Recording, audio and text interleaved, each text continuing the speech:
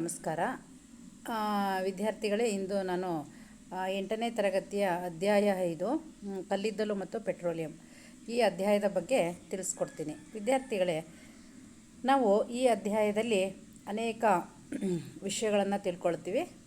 ಈಗ ಮೊದಲನೇದಾಗಿ ನೈಸರ್ಗಿಕ ಸಂಪನ್ಮೂಲಗಳು ಅಂದರೆ ಏನು ಅಂತ ತಿಳ್ಕೊಳ್ಳೋಣ. ನೈಸರ್ಗಿಕ ಸಂಪನ್ಮೂಲಗಳು ಅಂದರೆ ಪರಿಸರದಲ್ಲಿ ಕಂಡುಬರುವ ಮಾನವನಿಗೆ ಉಪಯೋಗವಾಗುವ ವಸ್ತುಗಳಿಗೆ ನೈಸರ್ಗಿಕ ಸಂಪನ್ಮೂಲಗಳು ಅಂತ ಕರಿತೀವಿ. ಹಾಗಾದರೆ ಈ ನೈಸರ್ಗಿಕ ಸಂಪನ್ಮೂಲಗಳು ಅನೇಕ ಇದೆ ಅಲ್ವಾ. ಸೌರ ಬೆಳಕು ಇರ್ಬೋದು, ಗಾಳಿ ಇರ್ಬೋದು, ಮಣ್ಣು, ಕಲ್ಲು, ಪೆಟ್ರೋಲಿಯಂ ಉತ್ಪನ್ನಗಳಿರ್ಬೋದು. ಇವೆಲ್ಲವೂ ಸಹ ನೈಸರ್ಗಿಕ ಸಂಪನ್ಮೂಲಗಳೇ. ಹಾಗಾಗಿ ಇಲ್ಲಿ ನಾವು ನೈಸರ್ಗಿಕ ಸಂಪನ್ಮೂಲಗಳನ್ನು 2 ವಿಧಗಳಾಗಿ ವಿಂಗಡಿಸ್ಕೊಂಡಿದ್ದೀವಿ. ಬರಿದಾಗದ ನೈಸರ್ಗಿಕ ಸಂಪನ್ಮೂಲಗಳು, ಬರಿದಾಗುವ ನೈಸರ್ಗಿಕ ಸಂಪನ್ಮೂಲಗಳು. ಬರಿದಾಗದ ನೈಸರ್ಗಿಕ ಸಂಪನ್ಮೂಲಗಳು ಅಂದರೆ ಏನಪ್ಪ ಅಂದರೆ, ನಿಸರ್ಗದಲ್ಲಿ ಅಪರಿಮಿತ ಪ್ರಮಾಣದಲ್ಲಿ ಇವೆ ಮತ್ತು ಮಾನವನ ಚಟುವಟಿಕೆಗಳಿಂದ ಬರಿದಾಗುವ ಸಾಧ್ಯತೆಗಳಿಲ್ಲ. ಹಾಗಾಗಿ ನಾವು ಇವುಗಳನ್ನು ಬರಿದಾಗದ ಸಂಪನ್ಮೂಲಗಳು ಅಂತ ಕರಿತೀವಿ. ಉದಾಹರಣೆ ಸೌರ ಬೆಳಕು ಮತ್ತು ಗಾಳಿ. ಅಂದರೆ ಇವು ಸಾಕಷ್ಟು ಪ್ರಮಾಣದಲ್ಲಿ ಪರಿಸರದಲ್ಲಿದೆ. ಹಾಗಾಗಿ ಯಾವುದೇ ರೀತಿಯ ಮಾನವನ ಚಟುವಟಿಕೆಯಿಂದ ಬರಿದಾಗುವ ಸಾಧ್ಯತೆ ಇಲ್ಲ. ಹಾಗಾಗಿ ಇವನ್ನು ನಾವು ಬರಿದಾಗದ ನೈಸರ್ಗಿಕ ಸಂಪನ್ಮೂಲಗಳು ಅಂತ ಕರಿತೀವಿ. ಹಾಗೆ ನಾವು ಇನ್ನೊಂದು ವಿಧಕ್ಕೆ ಬಂದರೆ ಬರಿದಾಗುವ ನೈಸರ್ಗಿಕ ಸಂಪನ್ಮೂಲಗಳು ಅಂದರೆ ನಿಸರ್ಗದಲ್ಲಿ ಸಂಪನ್ಮೂಲಗಳ ಪ್ರಮಾಣ ಸೀಮಿತ, ಅವು ಮಾನವನ ಚಟುವಟಿಕೆಗಳಿಂದ ಬರಿದಾಗುವ ಸಾಧ್ಯತೆ ಇದೆ. ಉದಾಹರಣೆ ಅರಣ್ಯಗಳು, ವನ್ಯಜೀವಿಗಳು, ಖನಿಜಗಳು, ಕಲ್ಲಿದ್ದಲು, ಪೆಟ್ರೋಲಿಯಂ, ನೈಸರ್ಗಿಕ ಅನಿಲ. ಇವು ಪರಿಸರದಲ್ಲಿ ಏನಾಗ್ಬೋದು, ಬರಿದಾಗುವ ಸಾಧ್ಯತೆ ಇದೆ. ಹಾಗಾಗಿ ನಾವು ಇವನ್ನು ಬರಿದಾಗುವ ನೈಸರ್ಗಿಕ ಸಂಪನ್ಮೂಲಗಳು ಅಂತ ಕರಿತೀವಿ. ವಿದ್ಯಾರ್ಥಿಗಳಿಗೆ ನಾವು ಯಾಕೆ ಈ ಸಂಪನ್ಮೂಲಗಳ ಬಗ್ಗೆ ಈಗ ತಿಳ್ಕೊಳ್ಬೇಕಪ್ಪ, ಇದರ ಅವಶ್ಯಕತೆ ಏನು, ಉದ್ದೇಶ ಏನು ಅಂತಂದರೆ, ಇಂದು ಈ ನೈಸರ್ಗಿಕ ಸಂಪನ್ಮೂಲಗಳನ್ನು ಸಂರಕ್ಷಣೆ ಮಾಡ್ತಕ್ಕಂಥದ್ದು ನಮ್ಮೆಲ್ಲರ ಕರ್ತವ್ಯ ಆಗಿದೆ.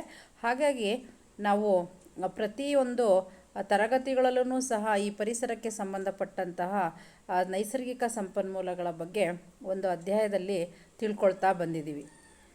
ಹಾಗಾಗಿ ನಾವಿವತ್ತು ನೈಸರ್ಗಿಕ ಸಂಪನ್ಮೂಲಗಳನ್ನು ಹೇಗೆ ಸಂರಕ್ಷಿಸಬೇಕು, ಯಾಕೆ ಸಂರಕ್ಷಿಸಬೇಕು ಅಂತ ನೋಡ್ತಾ ಹೋಗೋಣ. ಈಗ ಮೊದಲನೆಯದಾಗಿ ಪಳೆಯುಳಿಕೆ ಇಂಧನಗಳು. ಇವು ಸಹ ನಿಮಗೆ ಗೊತ್ತಿದೆ, ಪಳೆಯುಳಿಕೆ ಇಂಧನಗಳು ಅಂತಕ್ಕಂಥದ್ದು ಸಹ ನೈಸರ್ಗಿಕ ಸಂಪನ್ಮೂಲಗಳು. ಏನಂಗಂದರೆ ಪಳೆಯುಳಿಕೆ ಇಂಧನಗಳು ಅಂದರೆ ಸತ್ತ ಜೀವಿಗಳ ಉಳಿಕೆಗಳಿಂದ ಉಂಟಾದ ಇಂಧನಗಳಿಗೆ ಪಳೆಯುಳಿಕೆ ಇಂಧನಗಳು ಅಂತ ಕರಿತೀವಿ. ಉದಾಹರಣೆ ಕಲ್ಲಿದ್ದಲು, ಪೆಟ್ರೋಲಿಯಂ ಮತ್ತು ನೈಸರ್ಗಿಕ ಅನಿಲ. ಇವುಗಳಿಗೆ ನಾವು ಪಳೆಯುಳಿಕೆ ಇಂಧನಗಳು ಅಂತ ಕರಿತೀವಿ.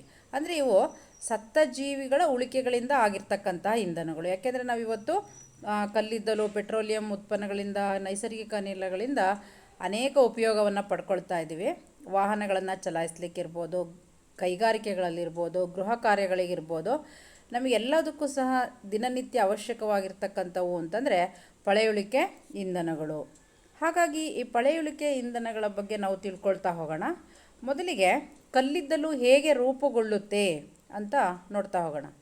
ಸಾಮಾನ್ಯವಾಗಿ ಪ್ರವಾಹದಂತಹ ನೈಸರ್ಗಿಕ ಪ್ರಕ್ರಿಯೆಗಳಿಂದ ಅರಣ್ಯಗಳು ಮಣ್ಣಿನ ಅಡಿಯಲ್ಲಿ ಹೂತು ಹೋಗಿ ಅವುಗಳ ಮೇಲೆ ಹೆಚ್ಚು ಮಣ್ಣು ಸಂಗ್ರಹವಾದಂತೆ ಅವು ಸಂಪೀಡನೆಗೆ ಒಳಗಾಗಿ ಇದರಿಂದ ತಾಪದಲ್ಲಿ ಹೆಚ್ಚಳವಾಗಿ ನಿಧಾನವಾಗಿ ಕಲ್ಲಿದ್ದಲಾಗಿ ಪರಿವರ್ತನೆಗೊಂಡವು ಅಂತ ನಾವು ಹೇಳ್ಬೋದು. ಕಲ್ಲಿದ್ದಲು ಹೇಗಪ್ಪ ರೂಪುಗೊಂಡಿದೆ ಅಂತಂದರೆ, ಏನಾದರೂ ಒಂದು ಪ್ರಕೃತಿ ವಿಕೋಪ ಆದಾಗ ಆ ಒಂದು ಸಸ್ಯ ಸಂಪತ್ತು ಮಣ್ಣಿನಲ್ಲಿ ಹೂತು ಹೆಚ್ಚಿನ ಒಂದು ಒತ್ತಡಕ್ಕೆ ಒಳಗಾಗಿ ತಾಪ ಹೆಚ್ಚಾಗಿ ಕಲ್ಲಿದ್ದಲಾಗಿ ರೂಪುಗೊಂಡಿದೆ ಅಂತ ಹೇಳ್ಬೋದು. ಕಲ್ಲಿದ್ದಲು ಪ್ರಮುಖವಾಗಿ ಕಾರ್ಬನ್ನನ್ನು ಹೊಂದಿರುವುದರಿಂದ ಸತ್ತ ಸಸ್ಯವರ್ಗ ಕಲ್ಲಿದ್ದಲಾಗಿ ಪರಿವರ್ತನೆ ಹೊಂದುವ ಒಂದು ನಿಧಾನ ಗತಿಯ ಪ್ರಕ್ರಿಯೆಯನ್ನು ಕಾರ್ಬನೀಕರಣ ಅಂತ ಕರಿತೀವಿ. ಹಾಗಾಗಿ ನಾವು ಕಲ್ಲಿದ್ದಲಿನಲ್ಲಿ ಪ್ರಮುಖವಾಗಿ ಕಾರ್ಬನ್ ಅಂಶ ಇದೆ. ಹಾಗಾಗಿ ಈ ಒಂದು ಕಲ್ಲಿದ್ದಲು ಈ ಥರ ಒಂದು ರೂಪುಗೊಳ್ತಕ್ಕಂತಹ ಕಲ್ಲಿದ್ದಲಾಗಿ ಪರಿವರ್ತನೆ ಹೊಂದುವ ನಿಧಾನಗತಿಯ ಪ್ರಕ್ರಿಯೆಗೆ ಕಾರ್ಬನೀಕರಣ ಅಂತಲೂ ಹೇಳ್ಬೋದು. ಯಾಕೆಂದರೆ ಅದರಲ್ಲಿ ಕಾರ್ಬನ್ ಇರೋದರಿಂದ ಕಾರ್ಬನೀಕರಣ ಅಂತ ಕರಿತೀವಿ. ಇದು ಸಸ್ಯಗಳ ಉಳಿಕೆಗಳಿಂದ ಉಂಟಾಗಿರುವುದರಿಂದ ಇವನ್ನು ಪಳೆಯುಳಿಕೆ ಇಂಧನ ಅಂತ ಕರಿತೀವಿ. ಇವತ್ತೆಲ್ಲ ನಿಮಗೆ ಗೊತ್ತಿದೆ ಎಷ್ಟು ನಾವು ಇದರಿಂದ ಉಪಯೋಗ ಪಡ್ಕೊಳ್ತಾ ಇದ್ದೀವಿ ಕಲ್ಲಿದ್ದಲು. ಹಾಗಾಗಿ ನಾವು ಈ ಒಂದು ಕಲ್ಲಿದ್ದಲಿನ ಉಪಯೋಗಗಳ ಬಗ್ಗೆ ನೋಡ್ತಾ ಹೋಗೋಣ. ಮುಖ್ಯವಾಗಿ ಕಲ್ಲಿದ್ದಲನ್ನು ನಾವು ಇಂಧನವಾಗಿ ಬಳಸ್ತೀವಿ. ಹಿಂದೆಲ್ಲ ನಾವು ಟ್ರೈನ್ಗಳಲ್ಲಿ, ಇವತ್ತೆಲ್ಲ ಎಲೆಕ್ಟ್ರಿಕ್ ಟ್ರೈನ್ಗಳಿದೆ, ಹಿಂದೆ ನಾವು ಹೆಚ್ಚಾಗಿ ಉಗಿ ಬಂಡಿಗಳಲ್ಲಿ ಟ್ರೈನ್ಗಳಲ್ಲಿ ಕಲ್ಲಿದ್ದಲನ್ನು ಬಳಸಿ ಹಬೆಯನ್ನು ಉತ್ಪತ್ತಿ ಮಾಡಿ ಅದರಿಂದ ಒಂದು ಟ್ರೈನ್ ಅಥವಾ ರೈಲನ್ನು ಚಲಾಯಿಸಲಿಕ್ಕೆ ಬಳಸ್ತಾಯಿದ್ರು. ಈಗ ನಾವು ಮುಂದುವರಿತಾ ಬಂದ ಹಾಗೆ ನಾವು ಇವತ್ತು ಈ ಒಂದು ಎಲೆಕ್ಟ್ರಿಕ್ ವಿದ್ಯುತ್ ಮೂಲಕ ಚಲಾಯಿಸ್ತಕ್ಕಂತಹ ಟ್ರೈನ್ಗಳನ್ನು ನಾವಿವತ್ತು ನೋಡ್ತಾ ಇದ್ದೀವಿ. ಹಾಗೆ ಇವತ್ತು ಕಲ್ಲಿದ್ದಲಿನ ಒಂದು ಉಪಯುಕ್ತ ಉತ್ಪನ್ನಗಳಾಗಿರ್ತಕ್ಕಂಥ ಕೋಕ್, ಕಲ್ಲಿದ್ದಲ ಡಾಂಬರು, ಕಲ್ಲಿದ್ದಲು ಅನಿಲ ಇದೆಯಲ್ಲ, ಇವುಗಳು ಕಲ್ಲಿದ್ದಲನ್ನು ಬರ್ತಕ್ಕಂತಹ ಉಪಯುಕ್ತ ಉತ್ಪನ್ನ ಅಂತ ಹೇಳ್ಬೋದು. ಕೋಕ್ ಅಂತಂದರೆ ನಿಮಗೆ ಗೊತ್ತಿದೆ, ಕಠಿಣವಾದ ರಂಧ್ರಯುಕ್ತವಾದ ಕಪ್ಪು ವಸ್ತು. ಇದು ಉಕ್ಕಿನ ಉತ್ಪಾದನೆ ಮತ್ತು ಅನೇಕ ಲೋಹಗಳ ಉದ್ಧರಣೆಯಲ್ಲಿ ಇದನ್ನು ಕೋಕನ್ನು ಬಳಸ್ತಾರೆ. ಇದು ಸಹ ಒಂದು ಕಲ್ಲಿದ್ದಲನ್ನು ಪಡೆಯುವಾಗ ಬರ್ತಕ್ಕಂಥ ಒಂದು ಉಪ ಉತ್ಪನ್ನ ಕೋಕ್ ಅಂತಕ್ಕಂಥದ್ದು. ಇದು ತುಂಬ ಕಠಿಣವಾಗಿರ್ತಕ್ಕಂತಹ ರಂಧ್ರಯುಕ್ತವಾಗಿರ್ತಕ್ಕಂತಹ ಒಂದು ಕಪ್ಪು ವಸ್ತು. ಹಾಗೆ ಒಂದು ಕಾರ್ಬನ್ನಿನ ಶುದ್ಧ ರೂಪ ಅಂತಲೂ ಹೇಳ್ಬೋದು ಕೋಕನ್ನು. ಉಕ್ಕಿನ ಉತ್ಪಾದನೆಯಲ್ಲಿ, ಅಂದರೆ ನಾವೀಗ ಸ್ಟೇನ್ಲೆಸ್ ಸ್ಟೀಲನ್ನು ತಯಾರು ಮಾಡುವಾಗ ಇದನ್ನು ನಾವು ಒಂದು ಕಚ್ಚಾ ವಸ್ತುವಾಗಿ ಬಳಸ್ತೀವಿ. ಹಾಗೆ ಅನೇಕ ಲೋಹಗಳ ಉದ್ಧರಣೆಯಲ್ಲೂ ಸಹ ನಾವೇನು ಮಾಡ್ತೀವಿ, ಇದನ್ನು ಉಪಯೋಗಿಸ್ತೀವಿ ಅಲ್ವಾ. ಅಪಕರ್ಷಣಕಾರಿಯಾಗಿ ನಾವು ಇದನ್ನು ಬಳಸ್ಬೋದು. ಹಾಗೆ ಎರಡನೇದು ಬಂದರೆ ಕಲ್ಲಿದ್ದಲು ಡಾಂಬರು ಅಂತೇಳಿ. ಇದು ಸಹ ಕಲ್ಲಿದ್ದಲಿನ ಒಂದು ಉಪ ಉತ್ಪನ್ನ. ಇದು ಹಿತಕರವಲ್ಲದ ವಾಸನೆ ಹೊಂದಿರುವ ಕಪ್ಪಗಿನ ಮಂದವಾದ ದ್ರವ. ಇದು 200 ವಸ್ತುಗಳ ಮಿಶ್ರಣ. ಇದನ್ನು ಯಾಕೆ ಬಳಸ್ತಾರಪ್ಪ ಅಂದರೆ ದೈನಂದಿನ ಜೀವನದಲ್ಲಿ ಕೈಗಾರಿಕೆಗಳಲ್ಲಿ ಉಪಯೋಗಿಸುವ ರಂಗುಗಳು, ಅಂದರೆ ಬಣ್ಣಗಳ ತಯಾರಿಕೆಯಲ್ಲಿ, ಔಷಧಿಗಳ ತಯಾರಿಕೆಯಲ್ಲಿ, ಸ್ಫೋಟಕಗಳ ತಯಾರಿಕೆ, ಹಾಗೆ ಸುವಾಸಿಕಗಳು, ಪ್ಲಾಸ್ಟಿಕ್ಗಳ ತಯಾರಿಕೆಯಲ್ಲಿ ಕಲ್ಲಿದ್ದಲು ಡಾಂಬರನ್ನು ಕಚ್ಚಾ ವಸ್ತುವಾಗಿ ನಾವಿವತ್ತು ಬಳಸ್ತಾ ಇದ್ದೀವಿ. ಹಾಗೆ ವಿದ್ಯಾರ್ಥಿಗಳೇ, ನಾವು ಮುಂದೆ ಬಂದರೆ ಕಲ್ಲಿದ್ದಲು ಅನಿಲ ಅಂತ ಬರುತ್ತೆ.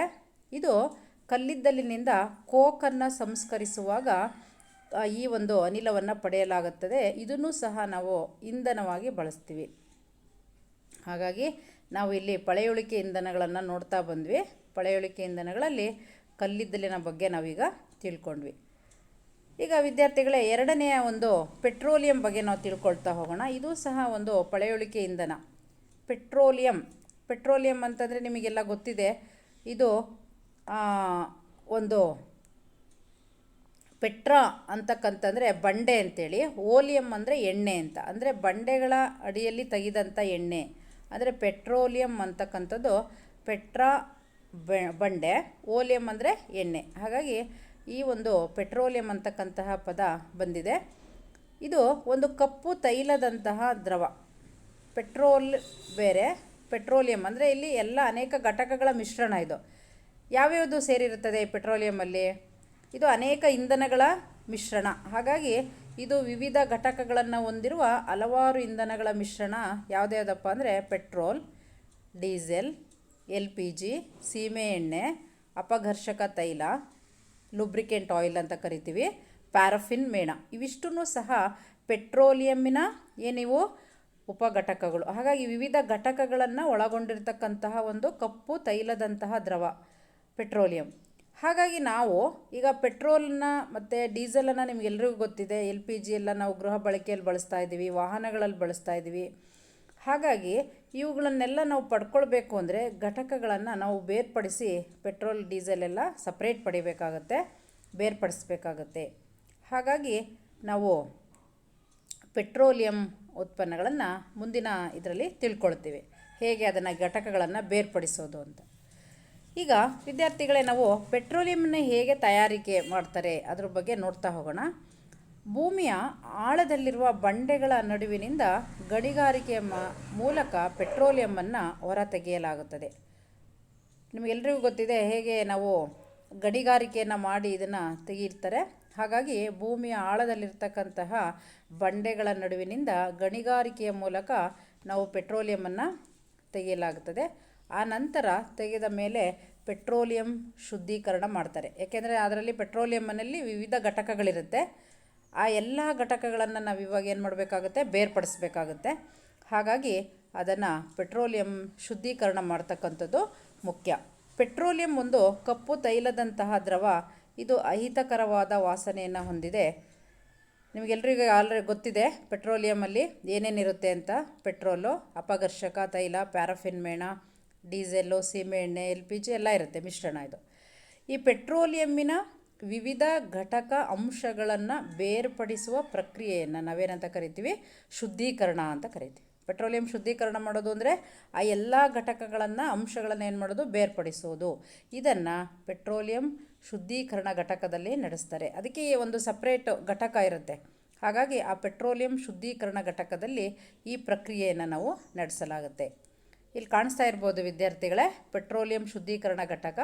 ಇಲ್ಲಿ ಈ ಥರ ಒಂದು ಸ್ತಂಭನೂ ಕಾಣಿಸ್ತಾ ಇದೆ ನಿಮಗೆ, ಆಂಶಿಕ ಸವನ ಸ್ತಂಭ. ಇದರ ಮೂಲಕ ಎಲ್ಲ ಘಟಕಗಳನ್ನು ಏನು ಮಾಡ್ತಾ ಹೋಗ್ತಾರೆ, ಬೇರೆ ಬೇರೆ ಕುದಿ ಬಿಂದುಗಳಲ್ಲಿ ಅವುಗಳನ್ನು ಬೇರ್ಪಡಿಸ್ತಾ ಹೋಗ್ತಾರೆ.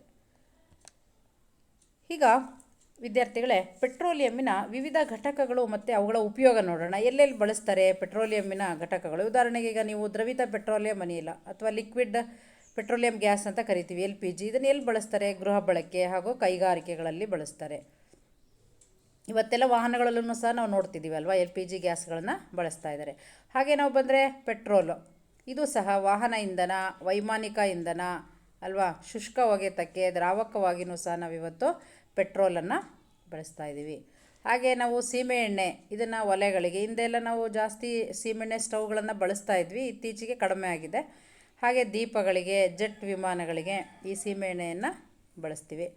ಹಾಗೆ ಡೀಸೆಲ್ ಬಂದರೆ ಭಾರೀ ವಾಹನಗಳಿಗೆ, ಅಂದರೆ ದೊಡ್ಡ ದೊಡ್ಡ ವಾಹನಗಳಿಗೆ ನಾವೇನು ಮಾಡ್ತೀವಿ, ಲಾರಿ ಇಂತಹ ದೊಡ್ಡ ವೆಹಿಕಲ್ಸ್ಗಳಲ್ಲಿ ಇಂತಹ ಏನು ಮಾಡ್ತೀವಿ, ಡೀಸೆಲ್ಗಳನ್ನು ಬಳಸ್ತೀವಿ. ಹಾಗೆ ಆ ವಿದ್ಯುತ್ ಜನಕಗಳಿಗೆ, ಜನ್ರೇಟರ್ಗಳಲ್ಲಿ ಬಳಸ್ಬೋದು. ಹಾಗೆ ನಾವು ಇನ್ನೊಂದು ಬಂದರೆ ಅಪಘರ್ಷಕ ತೈಲ, ಲೂಬ್ರಿಕೆಂಟ್ ಆಯಿಲ್ ಅಂತ ಕರಿತೀವಿ. ಇದನ್ನು ಘರ್ಷಣೆ ನಿವಾರಕವಾಗಿ ದೊಡ್ಡ ದೊಡ್ಡ ಕೈಗಾರಿಕೆಗಳಲ್ಲಿ ಬಳಸ್ತಾರೆ. ಹಾಗೆ ಪ್ಯಾರಾಫಿನ್ ಮೇಣ, ಇದು ಸಹ ಒಂದು ಪೆಟ್ರೋಲಿಯಮ್ಮಿನ ಘಟಕದಲ್ಲಿ ಒಂದು ಬರುತ್ತೆ.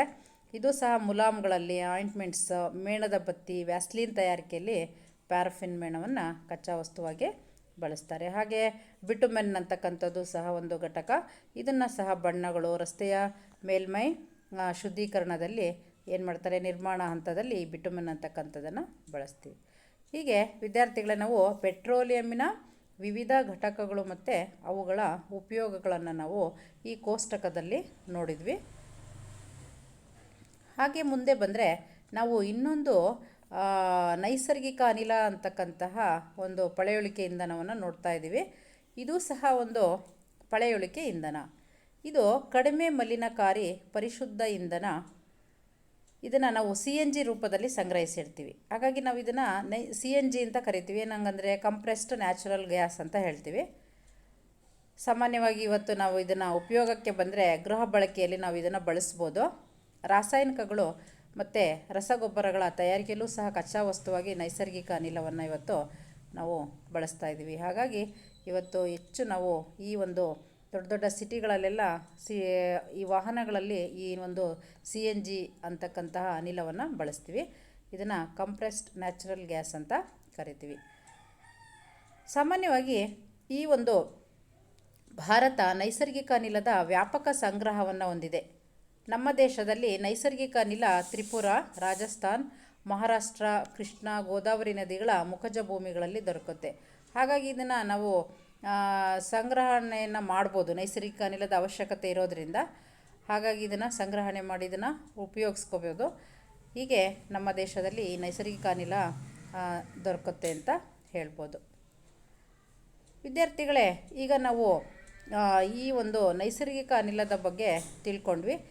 ಇಲ್ಲಿವರೆಗೆ ನಾವು ಏನು ನೈಸರ್ಗಿಕ ಅನಿಲಗಳ ಬಗ್ಗೆ ಇರ್ಬೋದು, ಪಳೆಯುಳಿಕೆ ಇಂಧನಗಳ ಬಗ್ಗೆ ಇರ್ಬೋದು, ಅದರಲ್ಲಿ ಒಂದು ನೈಸರ್ಗಿಕ ಅನಿಲ ಬರುತ್ತೆ. ಹಾಗೆ ನಾವು ಪೆಟ್ರೋಲಿಯಂ ಉತ್ಪನ್ನಗಳ ಬಗ್ಗೆ ತಿಳ್ಕೊಂಡ್ವಿ.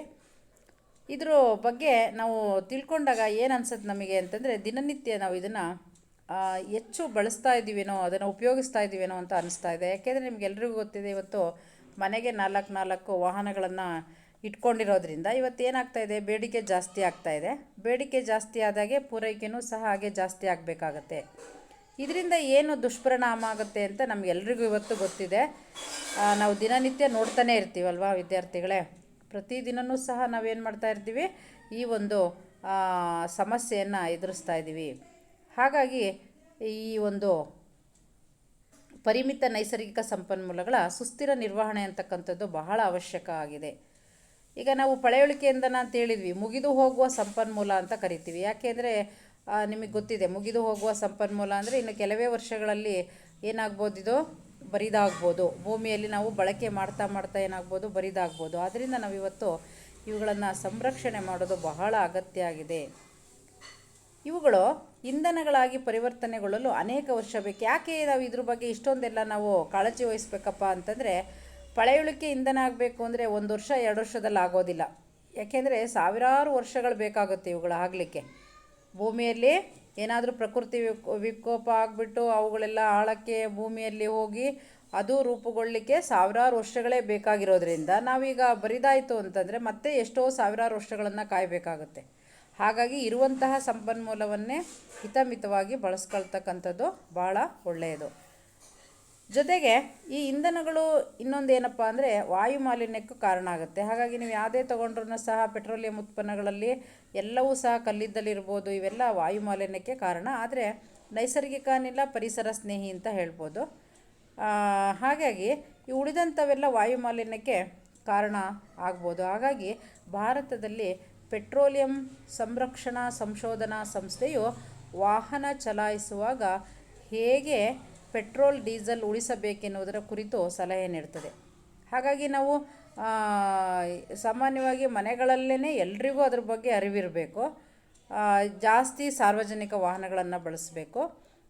ಮನೆಗಳಲ್ಲಿ ಅವಶ್ಯಕತೆ ಇದ್ದರೆ ಮಾತ್ರ ಸ್ವಂತ ವಾಹನಗಳನ್ನು ಬಳಸ್ತಕ್ಕಂಥದ್ದು. ಇದ್ರ ಬಗ್ಗೆ ಪ್ರತಿಯೊಬ್ಬರಿಗೂ ಜಾಗೃತಿ ಇದ್ದರೆ ನಾವು ಈ ಒಂದು ಸಂಪನ್ಮೂಲಗಳನ್ನು ಏನು ಮಾಡ್ಬೋದು, ಸಂರಕ್ಷಣೆ ಮಾಡ್ಬೋದು. ಹಾಗಾಗಿ ಆದಷ್ಟು ಈ ಒಂದು ಸಂಪನ್ಮೂಲಗಳನ್ನು ನಿರ್ವಹಣೆ ಮಾಡಬೇಕು ಅಂತಂದರೆ ಸಾಧ್ಯವಾದಷ್ಟು ದೂರ ಸ್ಥಿರವಾದ ಮಿತವಾದ ವೇಗದಲ್ಲಿ ವಾಹನವನ್ನು ಚಲಾಯಿಸಿ ಅಂತ ಹೇಳ್ಬಿಟ್ಟು ನಮಗೆ ಕೆಲವು ಸಲಹೆಯನ್ನು ಕೊಟ್ಟಿದೆ. ಟ್ರಾಫಿಕ್ ಸಿಗ್ನಲ್ಗಳಲ್ಲಿ ಅಥವಾ ಯಾವುದಾದ್ರೂ ಸ್ಥಳದಲ್ಲಿ ಕಾಯುವ ಸಂದರ್ಭದಲ್ಲಿ ವಾಹನದ ಇಂಜಿನನ್ನು ಸ್ಥಗಿತಗೊಳಿಸಿ. ಇವೆಲ್ಲ ಕಾಷನ್ಸ್. ಚಕ್ರದಲ್ಲಿನ ಗಾಳಿಯ ಒತ್ತಡ ಸರಿಯಾಗಿರುವುದನ್ನು ಖಚಿತಪಡಿಸಿಕೊಳ್ಳಿ. ವಾಹನದ ನಿಯಮಿತ ನಿರ್ವಹಣೆಯನ್ನು ಮರೆಯಬೇಡಿ. ಈ ಥರ ನಮಗೆ ಕೆಲವು ಸೂಚನೆಗಳನ್ನು ಕೊಟ್ಟಿರುತ್ತೆ. ಇವುಗಳನ್ನು ನಾವು ಪಾಲಿಸಬೇಕಾಗುತ್ತೆ. ಹಾಗಾಗಿ ವಿದ್ಯಾರ್ಥಿಗಳೇ, ನಾವಿವತ್ತು ಏನೆಲ್ಲ ವಿಷಯಗಳನ್ನು ತಿಳ್ಕೊಂಡ್ವಿ ಅಂತ ಒಂದು ಸಲ ಪುನರ್ಮನನ ಮಾಡ್ಕೊಳ್ತಾ ಬರೋಣ. ಇವತ್ತು ನಿಮಗೆ ಎಲ್ರಿಗೂ ಈ ಒಂದು ನೈಸರ್ಗಿಕ ಸಂಪನ್ಮೂಲಗಳ ಅರ್ಥವನ್ನು ನಾವು ತಿಳ್ಕೊಂಡ್ವಿ, ಅವುಗಳ ವಿಧಗಳನ್ನು ತಿಳ್ಕೊಂಡ್ವಿ, ಅವುಗಳಿಗೆ ಉದಾಹರಣೆಗಳನ್ನು ತಿಳ್ಕೊಂಡ್ವಿ. ಹಾಗೆ ಪಳೆಯುಳಿಕೆ ಇಂಧನ ಅಂದರೆ ಏನು, ಅದರ ಅರ್ಥ ಮತ್ತು ಉದಾಹರಣೆಯನ್ನು ತಿಳ್ಕೊಂಡ್ವಿ. ಹಾಗೆ ಕಲ್ಲಿದ್ದಲು ಹೇಗೆ ರೂಪುಗೊಳ್ಳುವ ವಿಧಾನ, ಹಾಗೆ ಕಲ್ಲಿದ್ದಲಿನ ಉಪಯುಕ್ತ ಉತ್ಪನ್ನಗಳ ಬಗ್ಗೆ ತಿಳ್ಕೊಂಡ್ವಿ. ಕೋಕ್ನ ಉಪಯೋಗಗಳು, ಹಾಗೆ ಕಲ್ಲಿದ್ದಲ ಡಾಂಬರಿನ ಉಪಯೋಗ, ಹಾಗೆ ಕಲ್ಲಿದ್ದಲ ಅನಿಲ ಇದರ ಉಪಯೋಗ. ಹಾಗೆ ನೆಕ್ಸ್ಟ್ ಬಂದರೆ ನಾವು ಪೆಟ್ರೋಲಿಯಂ ಅಂದ್ರೇನು, ಅವುಗಳಲ್ಲಿರ್ತಕ್ಕಂತಹ ಘಟಕ ತೈಲಗಳು ಯಾವ್ಯಾವು. ಹಾಗೆ ಬಂದರೆ ಪೆಟ್ರೋಲಿಯಮನ್ನು ಹೇಗೆ ಗಣಿಗಾರಿಕೆ ಮಾಡಿ ತೆಗೆಯಲಾಗುತ್ತೆ, ಪೆಟ್ರೋಲಿಯಮನ್ನು ಶುದ್ಧೀಕರಣ ಮಾಡೋದು ಹೇಗೆ, ಪೆಟ್ರೋಲಿಯಂ ಶುದ್ಧೀಕರಣದ ಘಟಕ, ಹಾಗೆ ಪೆಟ್ರೋಲಿಯಂ ವಿವಿಧ ಘಟಕಗಳು ಮತ್ತು ಅವುಗಳ ಉಪಯೋಗದ ಒಂದು ಕೋಷ್ಟಕವನ್ನು ನಾವು ನೋಡಿದ್ವಿ. ಹಾಗೆ ನೈಸರ್ಗಿಕ ಅನಿಲ ಅಂದರೆ ಏನು, ಅವುಗಳ ಉಪಯೋಗದ ಬಗ್ಗೆ ತಿಳ್ಕೊಂಡ್ವಿ. ಹಾಗೆ ಪರಿಮಿತ ನೈಸರ್ಗಿಕ ಸಂಪನ್ಮೂಲಗಳ ಸುಸ್ಥಿರ ನಿರ್ವಹಣೆ ಮಾಡೋದರಲ್ಲಿ ಸರ್ಕಾರ ಯಾವ ರೀತಿ ಕ್ರಮವನ್ನು ತಗೊಂಡಿದೆ ಅನ್ನೋದ್ರ ಬಗ್ಗೆ ತಿಳ್ಕೊಂಡ್ವಿ. ಹಾಗೆ ನಾವು ಈ ಎಲ್ಲ ವಿಷಯಗಳನ್ನು ತಿಳ್ಕೊಂಡ್ಮೇಲೆ ಪ್ರತಿಯೊಬ್ಬ ನಾಗರಿಕನ ಕರ್ತವ್ಯ ಆಗಿರುತ್ತೆ. ಯಾಕೆಂದರೆ ಸರ್ಕಾರ ಒಂದೇ ಈ ಒಂದು ಸಂಪನ್ಮೂಲಗಳ ನಿರ್ವಹಣೆ ಮಾಡೋದರಲ್ಲಿ ಏನು ಸಾಧ್ಯ ಇಲ್ಲ. ಹಾಗಾಗಿ ಎಲ್ಲರನ್ನೂ ಸಹ ಕೈ ಜೋಡಿಸಿ ಈ ಒಂದು ನೈಸರ್ಗಿಕ ಸಂಪನ್ಮೂಲಗಳನ್ನು ಸಂರಕ್ಷಿಸಬೇಕು ಅಂತ ಹೇಳ್ಬೋದು. ಹಾಗೆ ವಿದ್ಯಾರ್ಥಿಗಳೇ, ಈ ಒಂದು ಅಧ್ಯಾಯಕ್ಕೆ ಸಂಬಂಧಪಟ್ಟ ಹಾಗೆ ಇಲ್ಲಿ 2 ಗೃಹಪಾಠವನ್ನು ಕೊಟ್ಟಿದ್ದೇನೆ. ಪೆಟ್ರೋಲಿಯಂ ಉಂಟಾಗುವ ಪ್ರಕ್ರಿಯೆಯನ್ನು ವಿವರಿಸಿ, ಪಳೆಯುಳಿಕೆ ಇಂಧನಗಳು ಏಕೆ ಬರಿದಾಗುವ ನೈಸರ್ಗಿಕ ಸಂಪನ್ಮೂಲಗಳು ಎನ್ನುವುದನ್ನು ವಿವರಿಸಿ.